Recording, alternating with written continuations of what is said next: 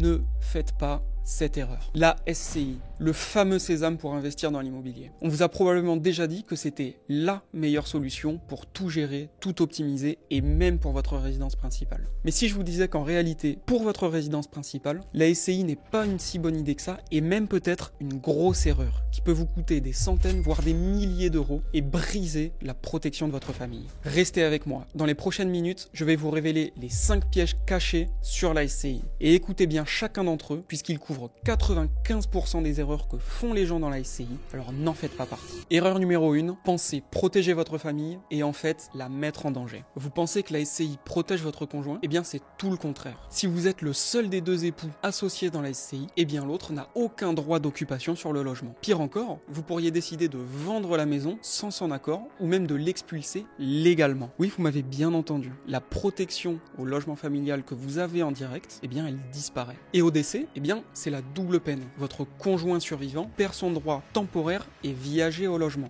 En clair, il perd le droit de rester dans la maison. Pourquoi? Eh bien parce que la succession ne porte pas sur l'immobilier en tant que tel, mais sur les parts de la société. Et c'est une nuance qui change tout. Erreur numéro 2, dire adieu à des avantages fiscaux colossaux. L'un des plus grands mythes sur la SCI, c'est l'optimisation fiscale. Eh bien laissez-moi vous dire que pour votre résidence principale, c'est très souvent un désastre. Primo, l'impôt sur la fortune immobilière. Si vous détenez votre résidence principale en direct, vous avez un abattement de 30% sur sa valeur. En SCI, zéro, nada. L'abattement ne s'applique pas. Et le Conseil constitutionnel a même validé cette exclusion. Secondo, les droits de succession. L'abattement de 20% sur la valeur de la résidence principale pour le conjoint et les enfants, eh bien il disparaît si la résidence est en SCI. Encore des milliers d'euros qui partent en fumée. Et le clou du spectacle, l'exonération sur la plus-value. C'est le gros avantage de la résidence principale. Quand vous vendez, vous ne payez pas d'impôt sur la plus-value. Si votre SCI est à l'impôt sur le revenu et que vous occupez le bien gratuitement, bonne nouvelle, cette exonération peut s'appliquer. Mais attention au piège. Si la SCI met à votre charge des dépenses comme les taxes ou les gros travaux, eh bien l'administration fiscale pourra considérer que ce n'est plus une mise à disposition gratuite, mais un loyer déguisé. Et là, adieu l'exonération. Deuxième cas de figure, si votre SCI est à l'impôt sur les sociétés, eh bien là, c'est la catastrophe. L'exonération pour votre résidence principale ne s'applique jamais. En cas de vente, la SCI paiera l'impôt sur les sociétés sur la plus-value, en réintégrant même les amortissements que vous auriez dû calculer.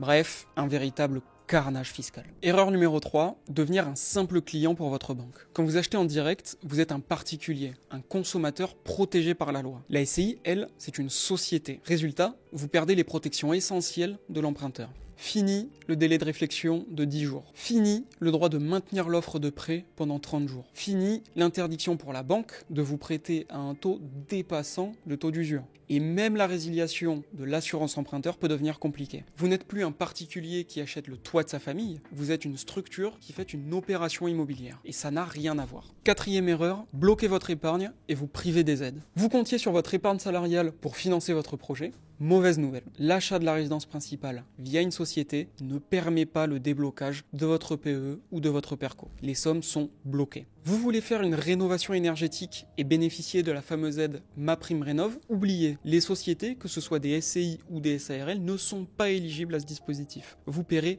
plein pot. Cinquième erreur, créer un monstre juridique et administratif. La SCI alourdit tout.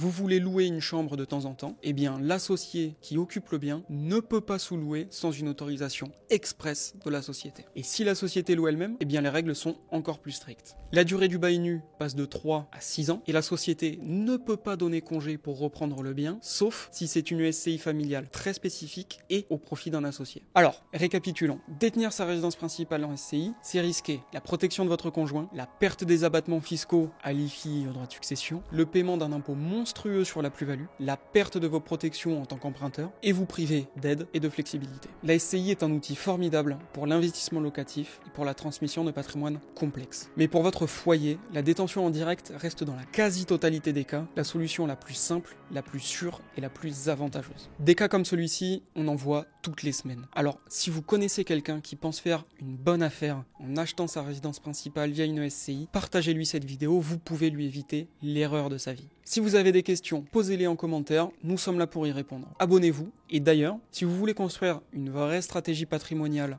long terme et adaptée à vos objectifs, cliquez ici, on se retrouve tout de suite sur cette vidéo.